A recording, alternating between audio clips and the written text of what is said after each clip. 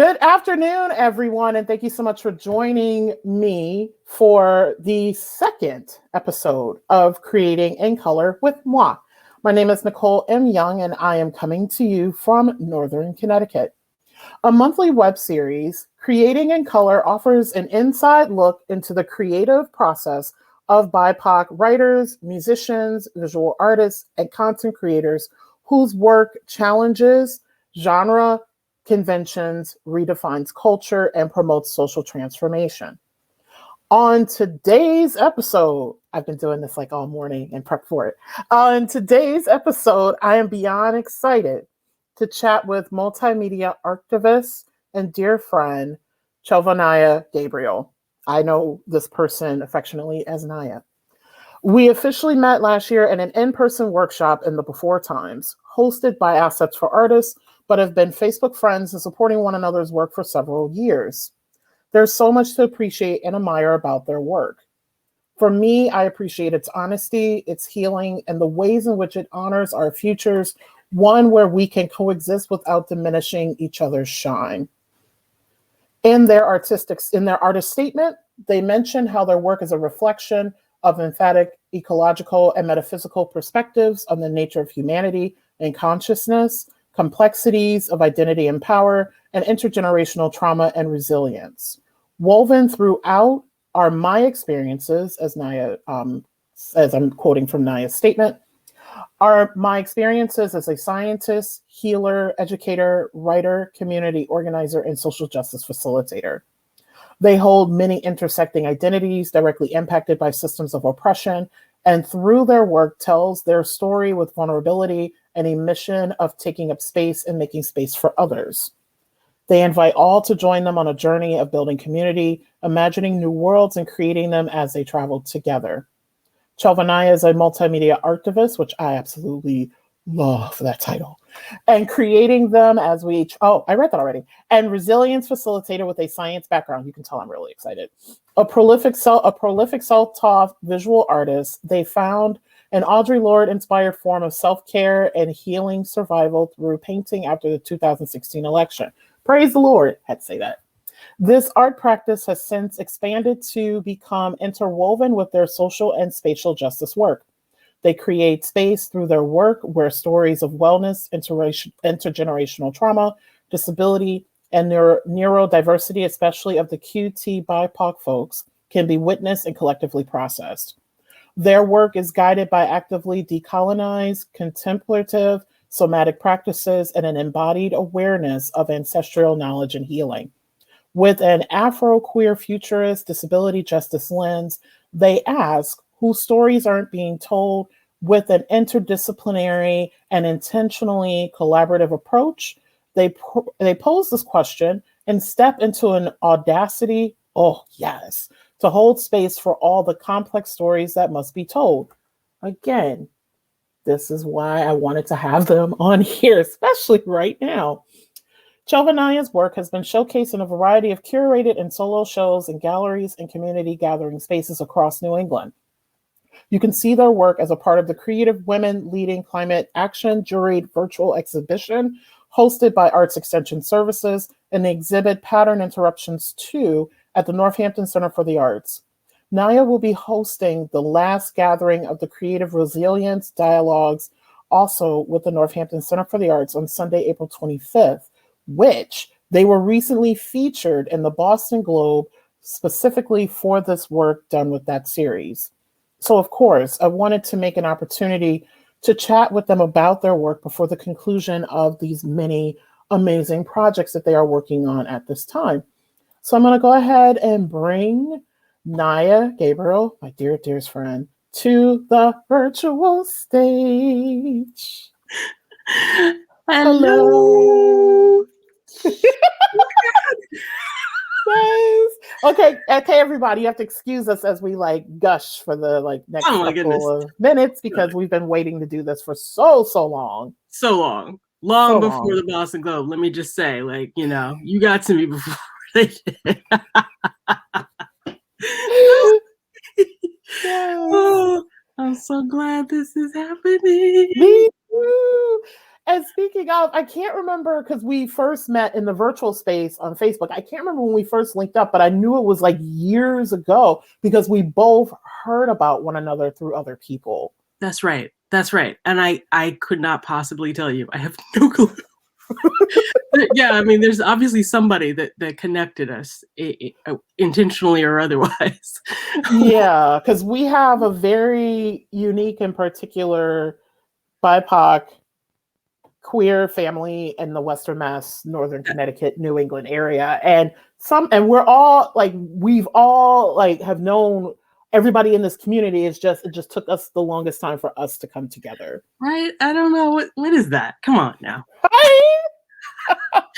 And then this silly pandemic happened and we couldn't actually like be in the same space together, getting to know each other in that way. But you know what? It's going to happen. So don't worry about it. I have in to get the this meantime, out. we got this. Yes, that's true. Because for people in the before times, we actually didn't meet in person for the first time until January. Was it January or February? We did the assets for it was January. It was end of January. Yep. End of January. 2-day workshop. Yep. Yes, which was It was an amazing experience. It was on community-based arts practices, and then we had like a month, and then boom, the world closed down, and I was just like, "This is not happening." I'm telling you, man, the universe was like, no, hold on. That's entirely too much power in one space. They need to give them some time apart, do their things together, and then boom. Okay. And then boom. Yes. Yes. Because I'm saying we're gonna collaborate on a project. Yeah, because that was the other thing that was happening too. We both were like, yes, we need to do this project together because, of course, I love collaborating with people who do multiple art forms and work in multiple media, and they as well. But it was just like, okay, when do we find this opportunity? And the world closed down. But guess what? It's gonna happen. I don't know if the world is ready for us, but yes. So I have my tea ready. I am drinking a London Fog latte. I have water. You know. Be like water. Be like water. Yes, and we about to get this conversation started, which I have been looking forward to this for the longest time. Yep, time for some real talk.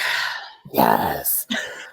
So Naya, and how you start off your creative resilience dialogue sessions, I want to begin our session by asking you, what identities are you bringing into the space today and why?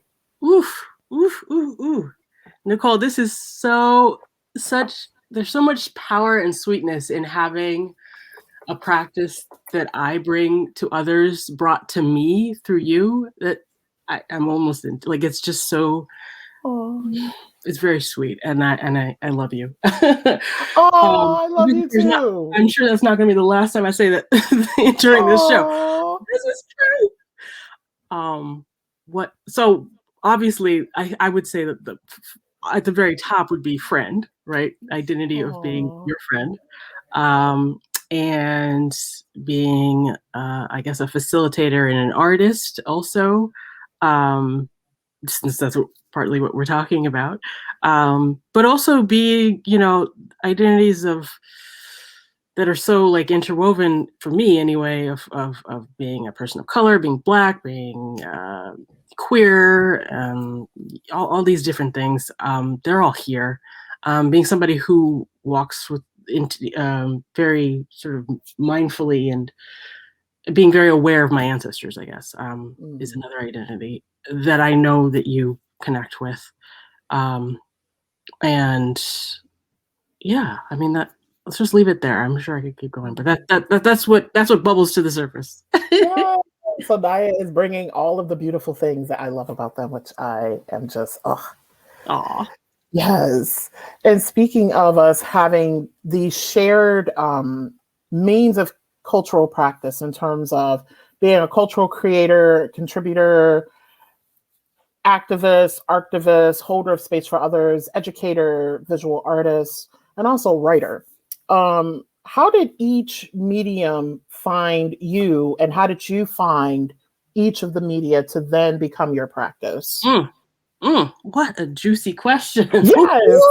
There's so much in that. And I love the framing of how did those media find me, because I do feel like it's not it isn't a one-way thing. It's not like, oh, I decided to, practice this way, or, be a writer or whatever. It's more like it is for me very much here's a way of being in the world. Here's a way of sharing how I am in the world and how I see the world with others, and playing with it and seeing if it resonates, and seeing what comes through me through these different forms.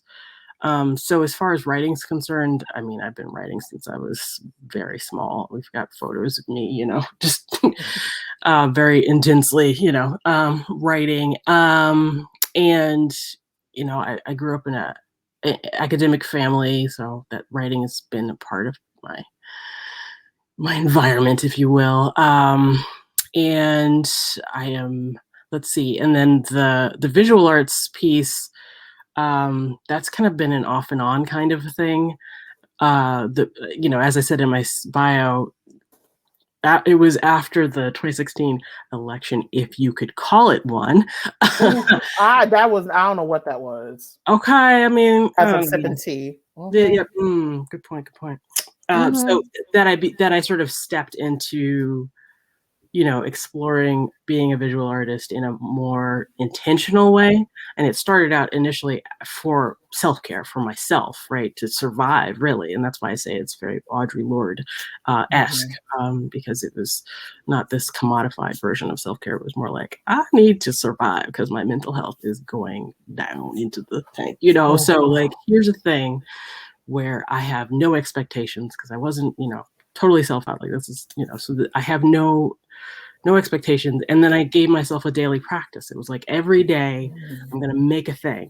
And it doesn't have to be anything. It could just, but here's, grab some materials and play every day. And that was sort of my way of like, just the discipline of that helped calm me down and give me like a way to integrate my experiences during such a fraught time and such a scary time.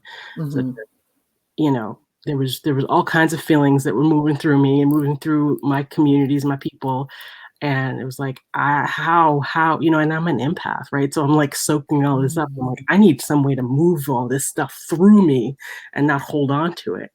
And it turned out that painting was the perfect way. Like, it just, and then I started showing my work to people, and they were like telling me, they were reflecting back to me what they saw in my work. And I was like, you could see that? Like, that, and it was like, oh, okay, I guess I'm doing this for not just for me. Like, I actually need to, or want to keep doing this and showing it to people. And so that's when I, stepped into being a professional artist, or calling myself a professional artist, which in and of itself is a statement, because who gets to be a professional artist, right? Like, as I say, I'm self-taught, right? Like, I didn't take any classes. The first class I took was wouldn't have been last year, so it would have been the year before. It was a studio arts class at Hampshire, because I also work at Hampshire College, with Daniel Schroeder, and that class was pretty cool. Like, it was pretty cool, but it was kind of like, I can see why. Like, I can see why. Anyway, point is before that, I hadn't had somebody sort of give me any kind of structure. It was just like, here's these materials that, and I, find a surface, find some paint, and find some way of bringing color to that surface, I think is how I would sum up my creative practice, or certain elements of my creative practice. So yeah, and then other ways of being. So there's taking my creative practices into community, right? And so that's where the spatial justice and the artivism comes into play. Though I would argue that the activism piece comes even when I just sort of describe how I do what I do and what I do, because I think if one does a thing with certain intentions, then it can be there can be an activist component to it, right? There's so many different ways to be an activist. And I think it's very important that we sort of highlight some of these more hidden ways. They're not quite as visible. Yeah, because what I absolutely love, one, about the fact that the ways in which you found your ways of being, which is why I love that you called it that, is it was this mutual marriage that happened where you were like, I got to find this way to process that whatever just happened 4 or 5 years ago. I ain't even gonna mention that thing. And I'm not even gonna give it power. And right. what I love is that you are self-taught. One of the things that I've learned over time, I actually started as a classical musician. In these like buckets of music, theater, dance, visual art, where the people of the profession and the people who are respected are those who were like what they call professionally taught and paid all this money. And it's a very Eurocentric framing. And for me, why I love classical music, because they said, oh, you're Black, you have a big lips, you can't get a perfect classical embouchure, you're not going to do anything with your career. And I was just like, okay, so I was just like, I don't fit this rigid box. That's right. okay. And so I found theater, I found writing, I found these genres that were a little bit more expandable and allowed for, I think, inserted ourselves as theater, I'm not self-taught, but like in writing, I'm self-taught, where we've created, I think, our own genres. And this is why I created this particular series, because I wanted to talk with people. Like on the last episode, I had our dearest friend, Dr. Diana Alvarez, who premiere single came out today, a tribute to her grandfather, which is what I heard yesterday. Yeah, when I first heard it, I was like bawling. I was like, oh my God, it's beautiful. But what I love about what Diana does, what I think you do, what I think I do, and another mutual person that we have in common, Jason Montgomery from Attack by Press, is excuse my language, FCC, we fuck up genres. And we are going to we're going to define for ourselves what we think this is. And this is why I am very particular now with who I collaborate with. I'm like, yeah, if you come at me and you say this is not considered poetry or music or writing because of, it doesn't follow the Eurocentric structure, I can't work with you because you don't respect me and what I bring to the table. That's exactly right. And that rigidity, by definition, closes off so many possibilities, right? Yes. Like, what's the point of that? Like, literally, what is the point of that? I mean, okay, if it works for some people, fine, whatever. But that's not what we're here for. That's just not what we're here for. Right. And then also, too, it disregards the work that our ancestors have done. I know you have some Afro-Indigenous heritage, so it disregards the cultures and cultural practices of those that came before us and what they've established. So it's like this, and it's creating this really fucked up binary. That's where it's like one is better than the other. And I'm just like, no, we can coexist. We can be okay. And both are good, not, one is good and one is bad, Right. So. Exactly. Yeah.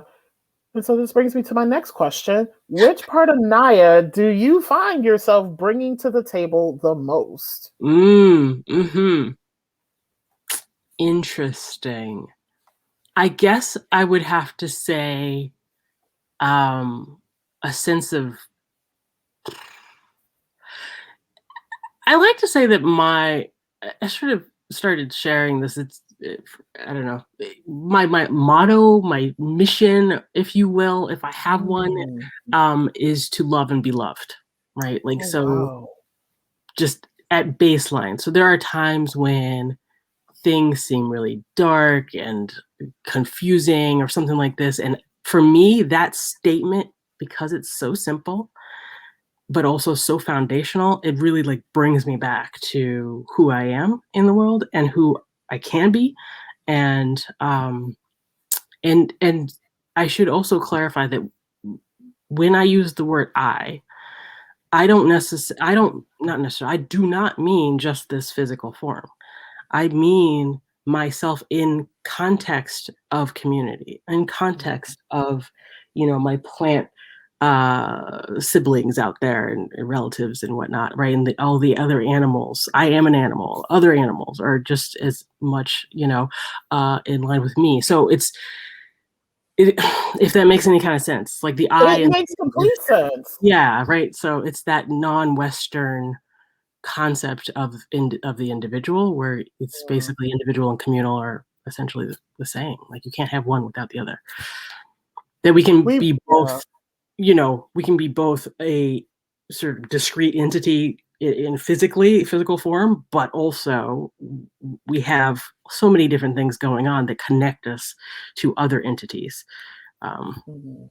But yeah, don't even get me started on that one. Yeah, like I love how, like for me, I think of existing in I is very much like, I don't know if you remember the cartoon series, the Animaniacs, where you had Yakko, Wacko, and Dot, the Warner Of Brothers and the course. Warner sister. You can't have one without the other. I've never thought of it like that, but that's great. That's Yeah. hilarious. Yeah. And Yep. and that's how I see existing. It's like I couldn't be here if it weren't for all of these other people and all of these other beings and Yes. like the food and the air and animals Exactly. cuddling with me, which I'm shocked they're not barking right now. So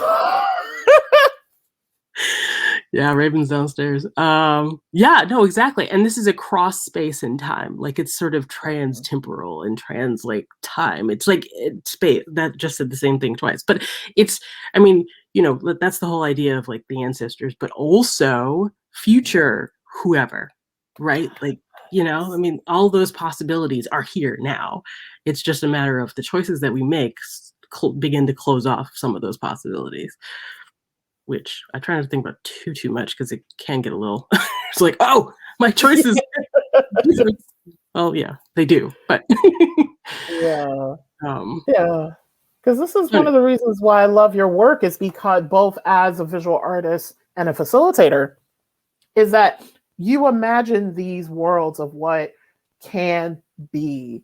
And I yes, think I may have said this to you before in terms of how Afrofuturism informs your work is you have this canvas and you have this like very like for a lot of the works that I've seen, this very starkly colored solid background, and then you start layering all of these similar yet contrasting colors to one another. And for me, it looks like one another, like each layer is holding up one another and is uplifting one mm, another. For those who have not seen Naya's work, please, please, please, please, Northampton Center for the Arts, they have an option where, because it's a hybrid exhibit where you can see it online, please do. And I wish I had a chance to see this when you had the exhibit up at the University of Massachusetts Amherst's theater department. From what I've seen of the photos of the work, they're huge. And I love that you can get lost in yeah. your work in a very particular way. Thank you. Thank you for saying. Yeah. Yeah, yeah. It does feel like that. I mean, I get lost in my work when I'm making it. So Mm. I appreciate that you sort of can see that and actually experience that yourself as well. Yeah. Yeah. Yeah. I'm going to skip around some of the questions that I came up Totally. with for today. Because since I just introduced, the whole notion that your work is very Afrofuturistic, Afro-queer futuristic focused. Um, what I love about how you use and quote from that particular genre, which is very powerful, um, in quoting the musician and like Afrofuturist seminal artist Sun Ra, space is the place. And I noticed that how you do take up space in your work, both in the physicalness of it and what you put on the page. Yeah. So when you hear the phrase space is the place, what does it mean for you? And what does it mean to you? Oh, I love talking about this. So, um, two dear friends of mine early in this process of sort of stepping into being a professional artist, said to me various versions of encouraging me to take up more space, right? So one said, take up space in the art world, sort of encouraging me to apply to grants and these sorts of things, right? And just encouraging me to see that as a thing that I could do. And then the other was just like, go big, like put your art on walls and whatnot. And I loved that so much. And I took that to heart. So much so that it ended up in, like, I think almost every grant I've ever written has said something along those lines of, and because for me, the idea is, well, first of all, what is space, right? So there's this space that I physically take up. There's this space that is taken up when I speak, right? And when people hear me, right? Then suddenly, who I am and who I have been as a, for going way back generations, suddenly gets traveled, to somebody else's ears. So it changes how they think, maybe, who knows? I don't know. And so you're taking up space in that way. That's a conceptual sort of way. And then, of course, there's the obvious, like, public art sense of taking up space, right? So putting art out into the, have it be public facing, as they say, right? But all of this brings up questions of, like, so who gets to be seen, right? Yes. Who's on the walls in the museums, right? Who gets to have their sculptures in the park? Who gets to apply for these grants? Who, and the grants, how they're structured, like, how, who has access to that, who has access in the sense of, when you write a grant, like, are you going to be, as they call it, legible, right? Are you going to be able to sort of translate what you do into grant speak? I mean, anyway, that's a whole other thing, but that is related to this idea of taking up space, right? Because I kind of balance the two, balance being able to sort of grant speak, and trying to just do my thing. And it's a form of code switching, right? Like, it's like you speak different, I speaking different languages, right? And sort of, but trying to honor all of it, like the ability to sort of translate what I do into this, like, more structured kind of, like, format. It serves a purpose, but it also, there's a danger, of course, because it starts to obscure certain elements, right? And so there's a balancing act, but I'm always sort of mindful of the idea of, like, yeah, but if I get this grant, then I get to do even more of the work that I'm doing. And not only that, but here's my idea with grants. Because I learned that they stress people out. I didn't know that when I first started writing these things. And at first I was like, oh, maybe I should be stressed out. Yes. What that was. But I was like, wait, no, that makes no sense, right? Like, so, and I sort of intentionally sat down with myself and was like, okay, what is it that we, like, why, because obviously, I have some aptitude with it. So what is that about? What is it that I'm bringing to it? And why does it feel like a thing that is actually enjoyable, frankly?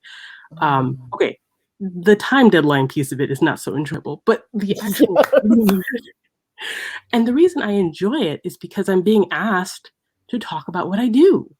Right? And I'm being asked to talk about what I do in a context, of course. It's like, oh, we have this thing, and we want you to, to talk about what you do in the context of that thing, right? Whatever it is, right?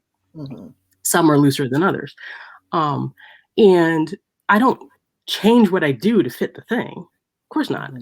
I'll highlight certain elements of it, certainly, but the bottom line is, being asked that question, even in this formal kind of almost cold way of a form on a website, still feels like it's opportunity to actually explore the answer, right? And not sort of just sit here doing the same thing over and over again, but, like, actually, like, wait, what is possible, right? Like, what is the core of what I do, and how can I make sure I hold on to that, regardless of what project I step into, regardless. And and lately, of course, there's also the question of, and this is also related to taking up space, which is who can I bring with me?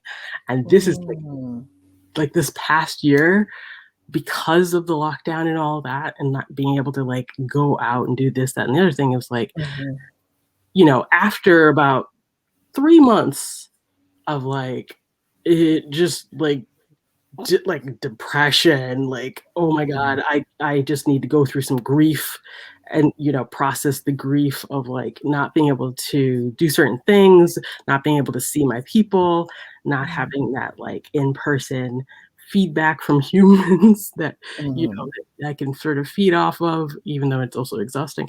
um well, I'm like an introvert basically, but also Yes. these extroverted moments. But you know so there was sort of that period of grief and processing that. But then after that, it was like, wait, I can like work with people through like these ways. I don't know, I can't remember exactly how I sort of like stepped into that, but for the past year, somehow, just like I've been working with all kinds of different people. And like anytime, I lately, yeah, when I've been writing these grants, I'm just like, wait, maybe I can, maybe I can put so and so into this grant, or maybe I can put so and so into this grant. And it's been so, I don't know how to put this, but Mm, I feel less alone, first of all. wow. Also, it's like it also shakes up that notion of the artist, the singular artist, right? Like the one artist who's like putting their work, is it's a solo exhibit, and they're doing their thing, right, by themselves. There's no such thing. Like we just, I mean, okay, some people do their thing by themselves, I suppose, Mhm. but even if you do your thing by yourself, you're still in a context, right? You're still communicating. Your work communicates with other people's work. So why not Yes. like name that? Why not bring that to the surface? And for me, I want to actually collaborate with those folks I'm communicating with. Like, you know what I mean? Like intentionally. Like, hey, let's talk some more. Like, whether that be with words or with our work. Mm. It's exciting. Yeah. And thank you so much for bringing up just the realm of applying for grants. Because for me, Yeah, for people who don't know, I sit and straddle in both worlds. I work for a grant funder. right. And as an artist, I've applied for grants or have not applied for grants because I'm just like, I know what people are looking for. I know the language. And then also, too, when I see an application and it's like for $1,000, you have to fill out all this stuff, stand Oh, on your head, give birth to 5 babies. And I'm okay. like, I'm not doing this. So there's a lot of opportunities I miss because I'm just like, I really do not feel like Oh, going through this process. And I also understand what the interrogation process is like on the other side because I do it for a living. So yeah. Yeah. so I admire the artists who, when I was looking through your website, I was like, wow, they've applied for a lot in order to get the. And I've only applied for like maybe a handful of grants, and I'm like, wow, I admire people who are able to put themselves out like that. I Mm. do, and I know I need to do more of it. Well, if you want a grant buddy, you let me know. Yes, yes, yes, friend. Oh, yes. And so I'm about to take us to this question. And I think this really coincides with the whole notion of going big or go home. Is I saw on your website that you use this term called aesthetic abundance, Mm, which I've never seen before. But considering the artists that I've worked with and love, this term makes a lot of sense mhm, because when people think of artists, they think of scarcity and that we must starve in order to produce, to find our wisdom and our brilliance. I'm like, no, we got bills to pay. We are not going to be houseless in the name of the art and in the name of like this weird capitalism, but that's another discussion. right. So, for you, what is aesthetic abundance and why framing your artistic practice in this way is so important? Hmm, hmm. Yes. So this idea of reframing scarcity into abundance is actually more generally an important concept for me. So that's why it sort of came to mind in when I was I think it came up while I was building my website, but which is just the sense of, there's so many ways that this concept of scarcity comes up for us, um, Mhm. as we move through the world. It's like, oh, I don't have enough time to do this, or I'm feeling stressed about whatever, and almost always there's this sense of scarcity underneath Mm. that, right? Like, if I don't do this thing, then what? There's going to be not enough of something. Um, Mhm. and and while that may be true in certain circumstances, in general, it really isn't, right? Like, there's a way in which I think mm, we forget what is possible, and we sort Mhm. of, like, for example, if I'm like rushing in the morning, right, because I feel like I'm late to get to work or whatever, right?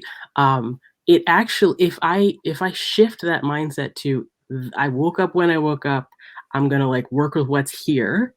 Do you know what I Mm. mean? And get there when I get there, but, like, I'm gonna focus on getting there, of course, still gonna do that, but, like, I'm not gonna, like, there's a different energy that happens because in the first, I'm stressing out so much that it takes me that much longer to do just basic things because I'm stressed.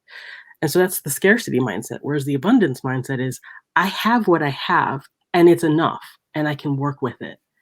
And in working with it, there will actually be more time. And literally every time it works out Mm. that way. It's like I end up finding more time, so to speak, quote, quote, which is just proves that time is a construct. It's not actually. Um, and, so when it comes to the idea of beauty, right, aesthetics, Mm. creation, like creating, um, I bring this same concept to that because for me, again, like being self-taught, like I don't have this sense of, here's a box of things that Mm. are labeled, such and such fine art or contemporary art or whatever. It's like, no, it's like there's colors everywhere, there's beauty everywhere. And I can find it, or I can see it, it comes to me, or whatever, however you want to frame that. And it's only in, feeling like it has to be labeled a certain way, or it has to be, you know, it has to appear in a certain context in order to be called art or to be called Mhm. beautiful, right? That then sort of, then you lose out, right? You miss so much. Whereas for me, it's important to remember that I can find inspiration in just about anything, which Mhm. includes the hard things, especially the hard things, right? So, um, yeah, like hard, trauma. I got trauma in my past for sure, Mhm. 100%, plenty of it, and working with that has been painful and hard, of course, but it's also provided me a lot of different ways of seeing the world, a lot of different ways of shifting my perspectives on the world.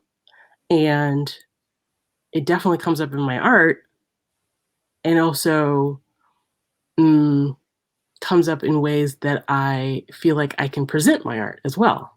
Mm. Yeah. So, Wow. So I'm gonna, yeah. Yeah, so I'm gonna take us to this moment, the moment that we are existing in right now, yeah. because just so much is tearing, I'm about to use a medical term, at the sutures because of Mm, just the things that are exploding and coming to the surface. It's not, it's happening for the first time. It's like, no, it's been here. It's just now surfacing. In this moment of Black Lives Matter, mm, and the sutures that are being torn apart are capitalism and white supremacy and the links thereof. mm, So, in thinking about creating and existing as a creative practitioner in this moment, yeah. and everything that has pushed communities even further to the margins, what is it like being an artivist in this moment? And then, how have you been able to affirm your own identities while helping others discover their own, possibly for the first time in this moment, because I do know that the creative resilience dialogues emerged fairly recently. And that is a space where I know that you like to empower people to use other methods to find their voice. Yeah, exactly. Thank you. Yes. Mm-hmm. um so this moment, I just needed a moment to sort of feel the question before I answer it. Yeah. Yeah, because it's not a simple question. It's a good question, but there's a lot in it, because you're absolutely right. There's so much that's already been here, but is both um, more more impactful in some Mm-hmm. ways, more visible in a lot of ways. Um, the climate crisis is another thing that can be thrown in there, obviously. And who's going to be impacted? Who is being impacted? Mm-hmm. The pandemic itself also highlights this as well. So, yeah, being an artivist, an art activist in this moment basically means, for me, not turning away. Mm. It means not turning away. It means, it also means, um, not, or rather, it means highlighting what can be done rather than what can't. And what I mean by that is, I have health issues, I have family health issues, stuff, caretaking that has to be done. I got a full-time job, all this stuff. I can't be out in the streets, protesting. I can't be out there. Yeah. I just cannot. But that doesn't mean that I can't, have an impact. Mm-hmm. And it does not mean that I need to sit here and feel guilty for not being out there, because I Mm-hmm. don't. I feel like we all have our talents, we all have our gifts, we all have our medicine, to use the liberation Mm-hmm. sort of concept that I just learned about on somebody's podcast. Can't remember whose. Um, Mm-hmm. but yeah, they have this practice where they start every sort of gathering with a question of, what medicine do you bring and what medicine do you need? Isn't that beautiful? Wow. Yeah. Yeah. So that's actually a really good way that I like that framing, and I've started to incorporate it, um, with with that sense of, there's so many ways that we can heal each other, Mm-hmm. right? And so yeah, so the very idea that I set with an intention that my art is healing, that alone, I feel like is so, like, powerful. There's power in that, right? And it's so necessary in this moment when there's so much trauma and grief and loss that we're all dealing with to varying degrees, but we're all dealing with. So how do we so there's various different ways that needs to be addressed, and each person has their own needs when it comes to that. But one thing that I think is pretty universal is this ability to sort of, you know, to have a sort of nonverbal way to process one's feelings, essentially. Mm-hmm. Yeah, because words get messy, and honestly, sometimes we need to get messy with our words. But if you but if you can move beyond, or move away from the words first, and sort of connect on this, like, intuitive sort of just foundational level, then you can move to the words. At least this is how I work within the context of creative resilience dialogues. Obviously, there are other ways, but in the context of the dialogues, that's what we do. We start with the nonverbal, and that means whether it's making art or doing a movement practice and then making art, right? Yeah, because then you can see each other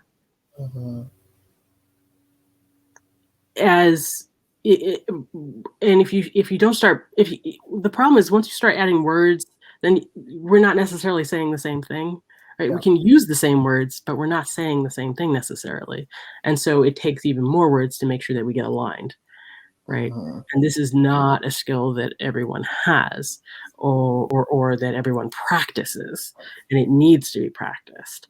But that's a whole different way. That's different, right? That can be done and should be done and will be done and is being done. But there's also other ways that we need to do at the same time. Frankly, I think we can't do only one way. We need multiple ways of integrating our experiences, of finding out what's there, right? Of naming what's there, being more sort of like honest about what's up for us, like what's coming up, you know, um, and just being able to witness each other. Yeah. Yeah. Right. To be in a space. The other thing about the creative resilience dialogues is we co-create a space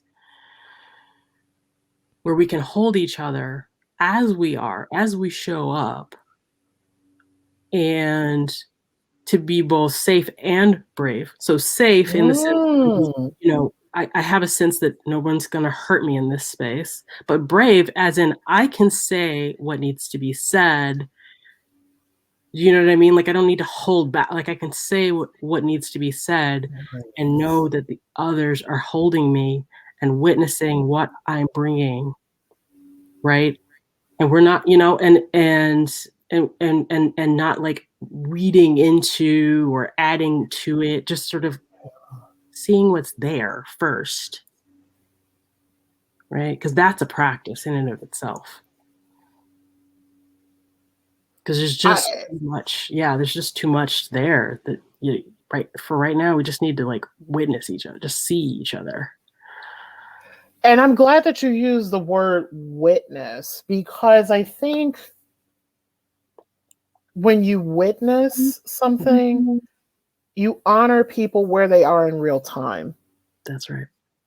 Rather than projecting what they should be, what they could be, and what they have been on them. You are witnessing what they are, who they are, and what they are doing in real time. So when you said the word witness, I was like, oh, and like took a minute. And I think when it comes to this word respect and this word tolerance, which I absolutely hate the word tolerance. Sorry, I made a face. Yes. Like, because it just means, I get, for me, when I hear tolerance, I guess I should. Whereas when I hear witness, it's like, even in this moment around my house, my dogs are asleep. I have no idea where my cats are. My fiance's outside cutting the grass. That's what's happening right now. That is me witnessing. That is me telling it like it is and appreciating it like it is, as opposed to projecting, oh, my animals are asleep because they're gearing up to be a hot ass mess this evening. So witnessing is so powerful because you're able to meet people where they are. And not even me, it's just acknowledging what is happening and what people are doing right now. And then the other thing you mentioned, and this was something I didn't realize until last week with my full-time job, I facilitated an event last week on racial disparities in maternal health. And one of the things that our panelists talked about was, and I didn't realize my bestie was here. Hey, Markeisha. Yes, I had to put you on shout out. I just saw that she commented.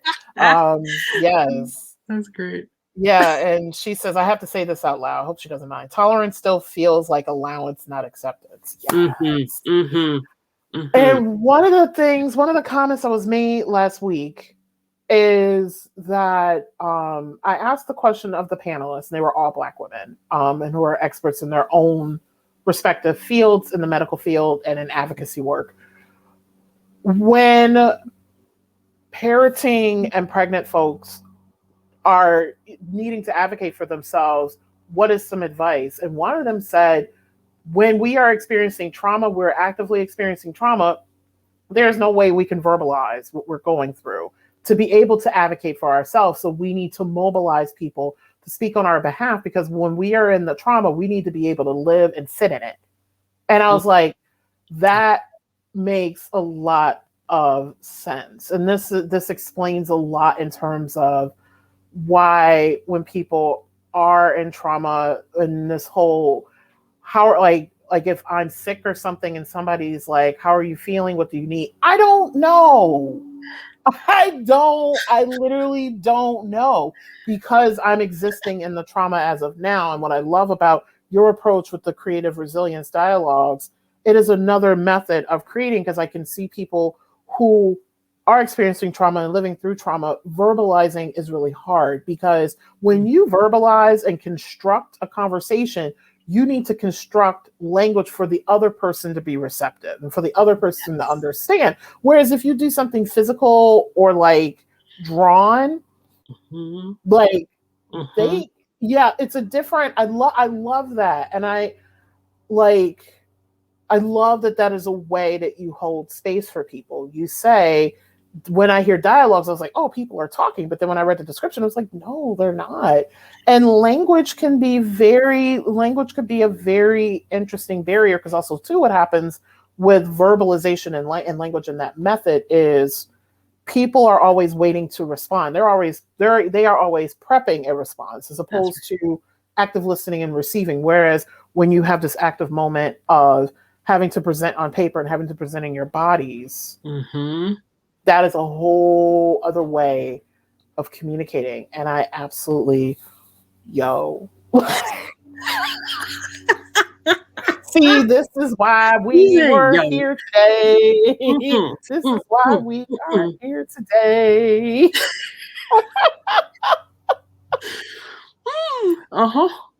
Yes.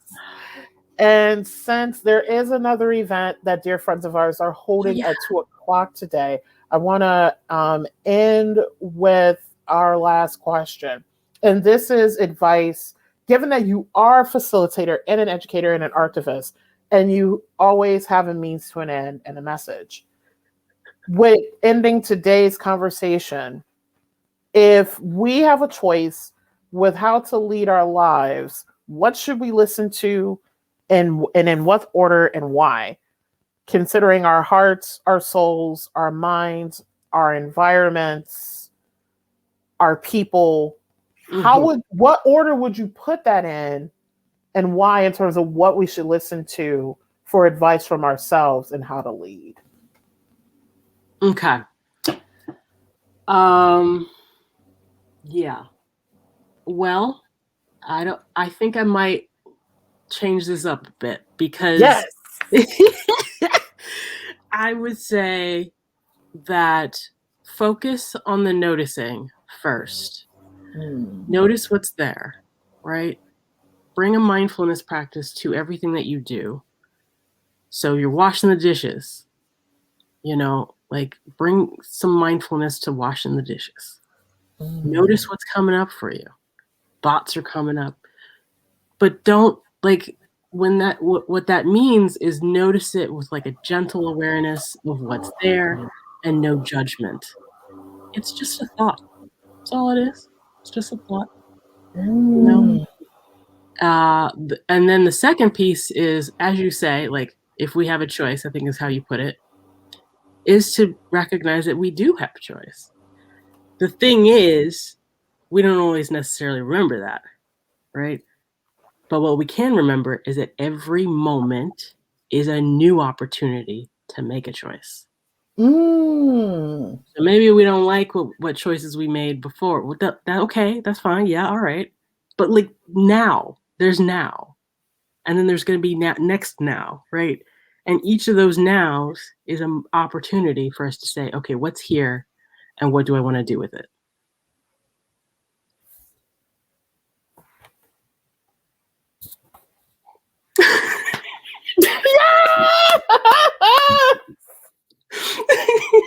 I swear, people who are watching this, it's like you're just watching like a conversation that I would have with friends.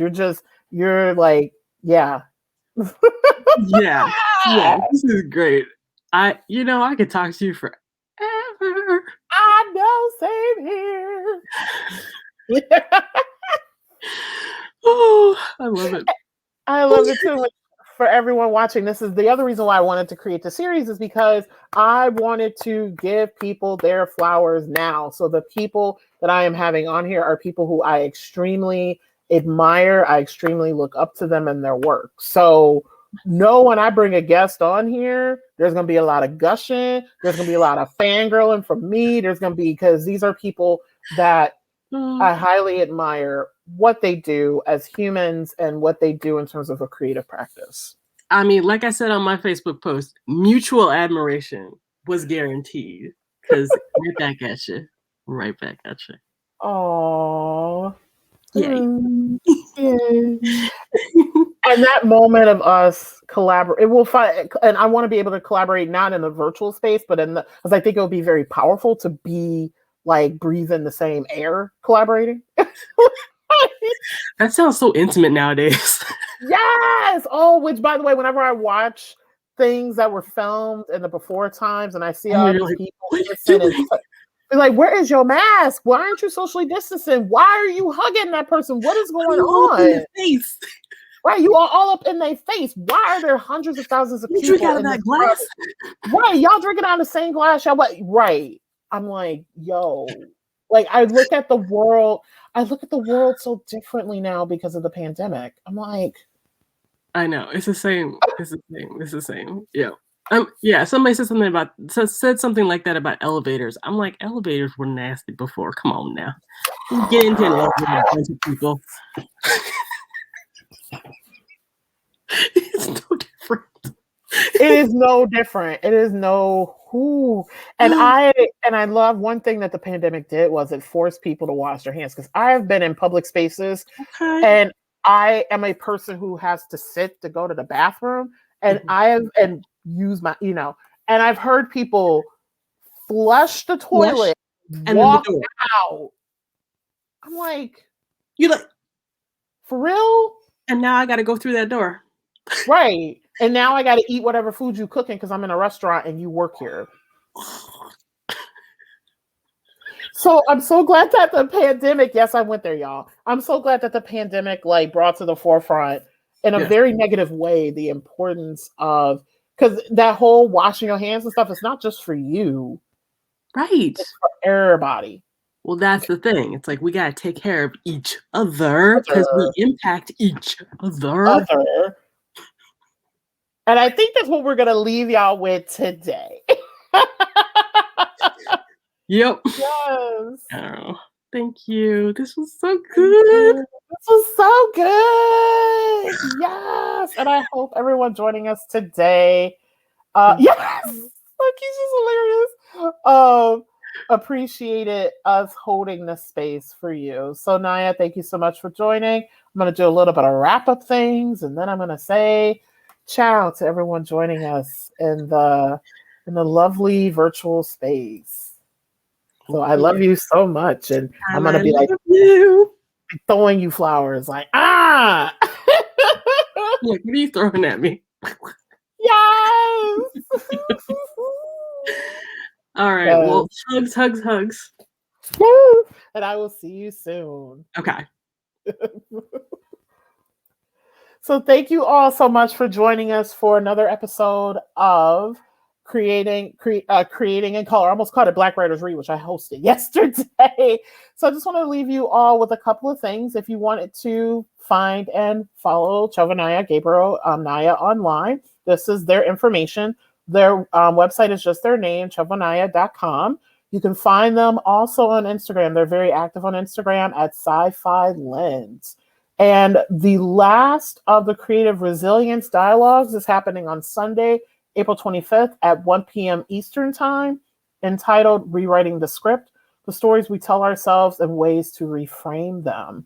So thank you so much for joining us today. If you want to also find me online, I am in all places, everywhere. Please find and support our work. Thank you so much for joining us today, and have a great Sunday afternoon and week.